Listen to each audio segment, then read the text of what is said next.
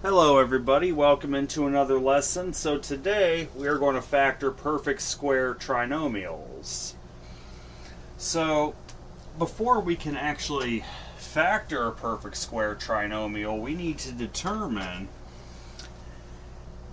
there's three things we need to determine. First, is the first term a square? Well, x squared is a square, so yes, that one checks out. The second thing we need to determine, is 9 a square? Yes, it's 3 squared. 3 squared is 9, right? Because the square root of x squared, that would be x. Square root of 9, that'd be 3. Okay?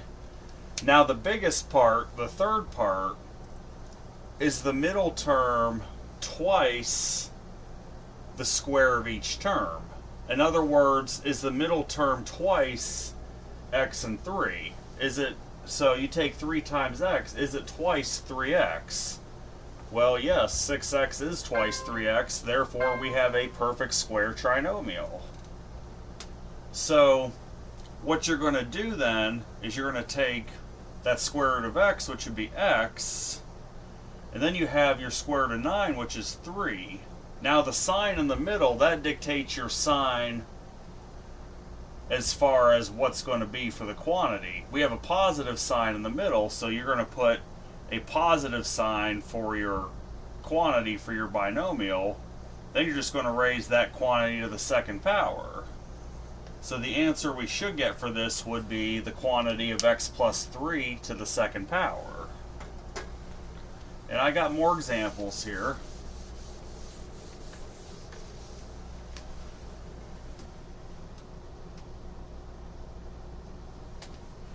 Alright, we got x squared minus 4x plus 4. So we have x squared minus 4x plus 4. So question 1, is x squared, is that a square? Yes. Square root of x squared, that's going to equal x. Is 4 a square, the third term, is that a square? Yes, because the square root of 4 equals 2. And then the third question is, forget the sign for a minute, that 4x, just deal with the 4x. Is 4x 2 times the 2x? Yes, because 2 times 2x is 4x.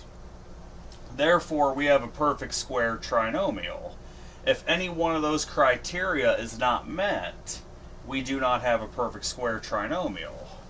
Then we got to find other factoring methods. But this is a perfect square trinomial, so you're going to form your parenthesis, start with your square root of x, which is x. Then you'll have your square root of 4, which is 2. Now the sign in the middle here for the middle term dictates whether it's going to be x minus 2 or x plus 2 in your quantity. We have a negative sign, so that'll mean we have x minus 2. Then you'll just take that quantity, raise it to the second power. So the answer you should get for this would be the quantity of x minus 2 to the second power.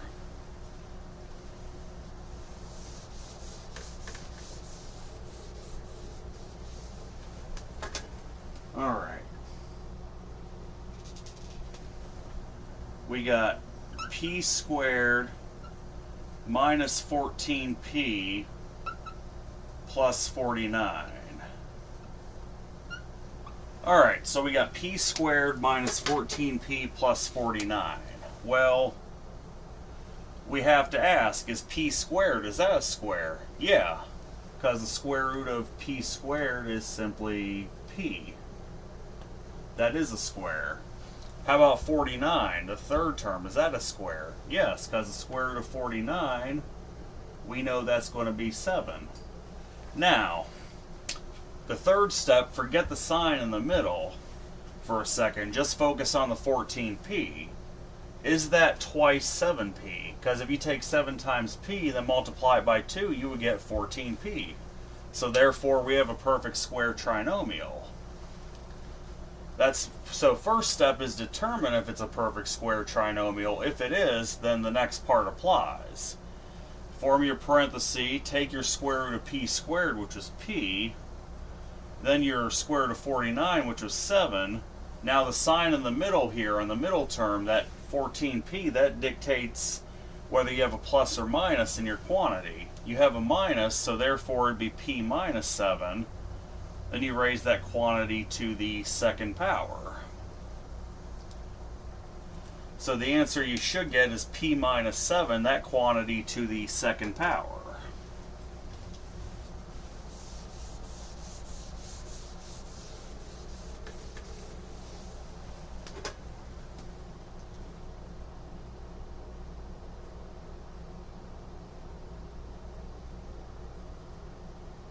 All right. Let's see. A squared plus 16a plus 64. All right. So is this a perfect square trinomial? Step 1, is a squared a square? Yeah, because the square root of a squared is simply a. Square root of a squared equals a. Question 2, is that third term 64, is that a square? Yes. Because the square root of 64, that equals 8. 8 squared is 64. So, yes, it's a perfect square. Question 3, if you take 8 times a, is 16a twice that? Yes, it is. 2 times 8a is 16a. Therefore, we have a perfect square trinomial. So now what you're going to do, form your parenthesis, take your square root of a squared, which would be a. Then you have your square root of 64, which is 8. Now your sign for the middle term, that's 16a, that dictates what your sign for this binomial is going to be. We have a plus in the middle, so you would do a plus 8. Then you take your quantity, raise that to the second power. So the answer you should get is a plus 8, that quantity to the second power.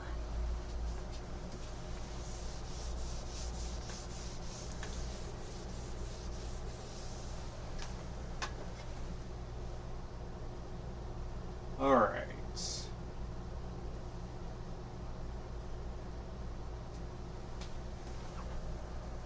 We have 4x squared plus 12x plus 9. Alright, so we got 4x squared plus 12x plus 9. So question 1, is 4x squared, is that a perfect square? Yes. Because if you take the square root of 4x squared, you will get 2x. Question 2, is that third term of 9, is that a perfect square? Yes, because the square root of 9 is the same as the square root of 3 squared, which would be 3. Okay. So far 2 of the criteria have been met. Question 3, is 2x times 3, if you take that and multiply it by 2, would that give you 12x?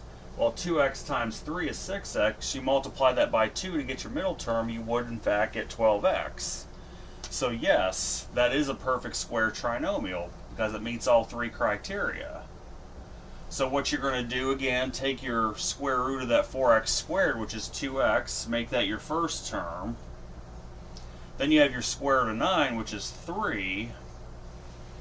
Now the sign in the middle dictates what your sign is going to be in here between the 2 terms.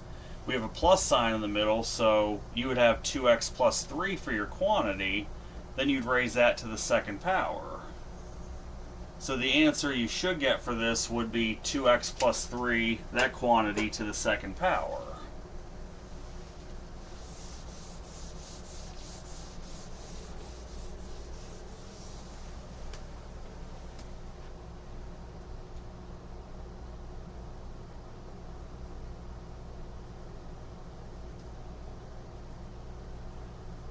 All right.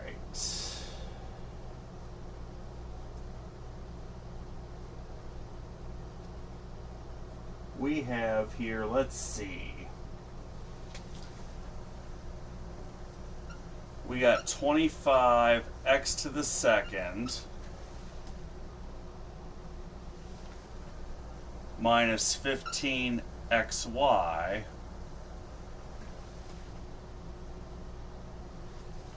plus 36y squared.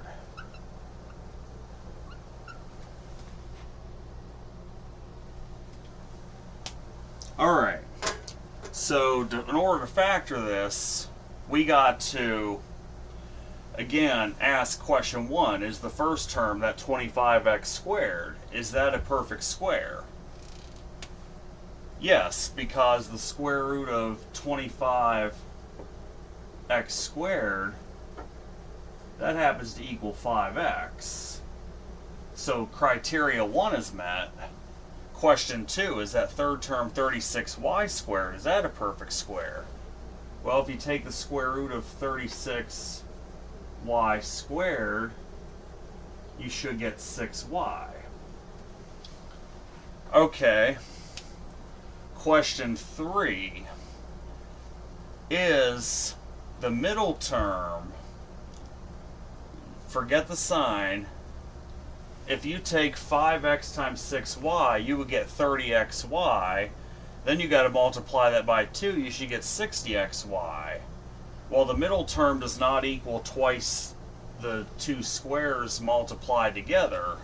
So therefore, this is not a perfect square trinomial. In order for it to have been one, you would have had 60xy. Because if you take 5x times 6y, you get 30xy, multiply that by 2, you should get 60xy. You only have 15. So this, since the third criteria is not met, this is not a perfect square trinomial. So we can't do anything with that right now.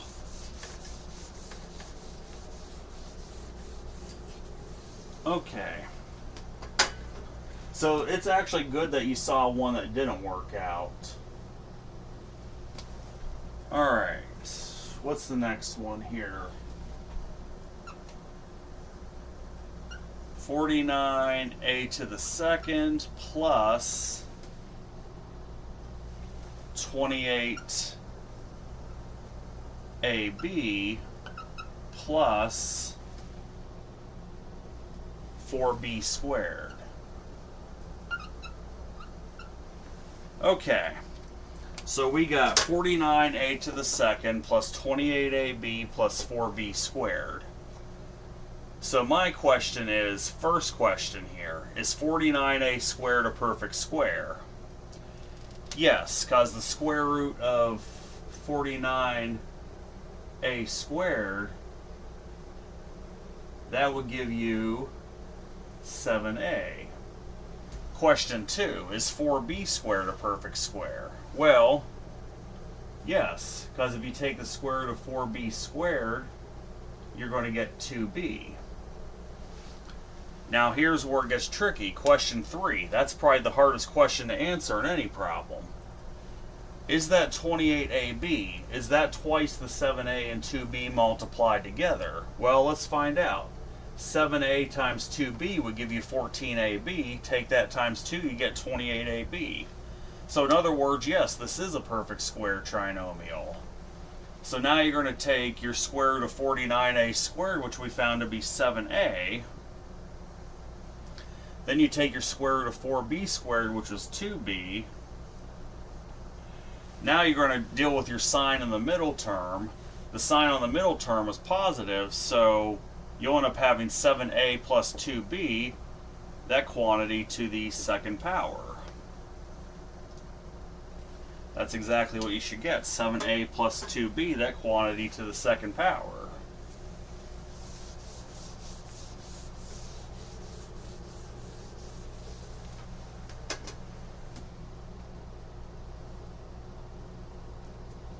Alright, I got 2 more examples.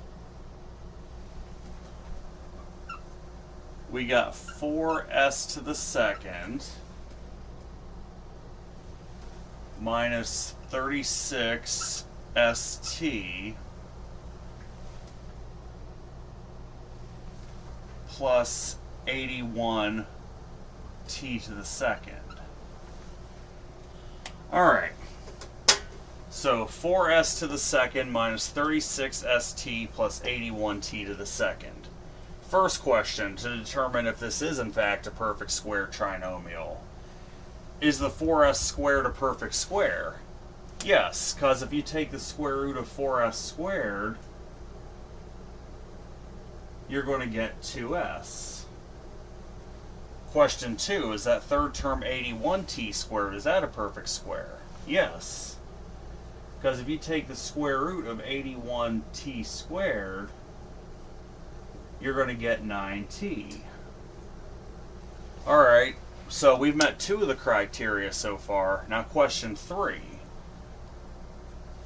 Does the middle term, that 36st, does that match up with twice the product of 2s and 9t? Let's find out. 2s times 9t, that's 18st. Then twice that is 36st. Yes, this is a perfect square trinomial. So what you're going to do, form your parenthesis, take that square root of 4s squared, which was 2s. Then you have your square root of 81t squared, which was 9t. Alright, we got the 2 terms. Now what's your sign going to be between them? You have a negative sign in the middle term, so therefore you're going to have 2s minus 9t, that quantity, to the second power.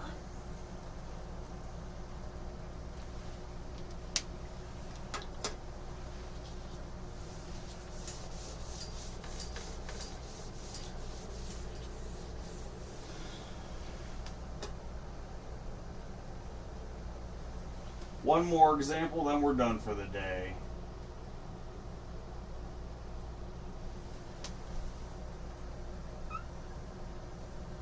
Alright, we have 9u to the second plus 30uv plus 100v squared. Alright, so we have 9u squared plus 30uv plus 100v squared. We want to first determine, before we even try to factor, is this a perfect square trinomial? Well, question 1, is 9u squared a perfect square? Yes, because if you take the square root of 9u squared, you would get 3u. So you got 3u. Question 2, is that third term 100v squared, is that a perfect square? Yes, because if you take the square root of 100v squared, you would get 10v. Now here's the hardest question to answer. Question 3, is that 30uv? In other words, does 30uv equal twice the product of 3u times 10v? Well, that's what we seek to find out. So we're going to have 30uv. Does that equal, let's see, 2 times 3 is 6, times 10 would be 60, then uv. In order for this to have been a perfect square trinomial, we should have had 60v. We know 30uv does not equal 60uv, therefore this is not a perfect square trinomial.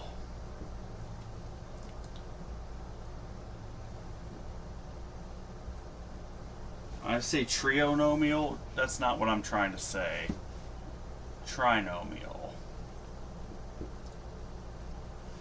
Alright, so yes, the middle term does not equal twice the product of 3u times 10v. So we do not have a perfect square trinomial for that reason. So there's nothing we can do with it. So, first, before you even try to factor a perfect square, or factor a quadratic equation of those types, first determine if it is a perfect square trinomial. Question 1, is the first term a perfect square? Question 2, is the third term a perfect square? Question 3, is the middle term, regardless of the sign, twice the product of the square root of the first term and the third term? If all three criteria are met, it's a perfect square trinomial. But that's it for this lesson. So the next lesson, we are going to start factoring other types of quadratic equations that are not perfect square trinomials. So that'll be a few lessons. So I hope everyone has a good day and take care.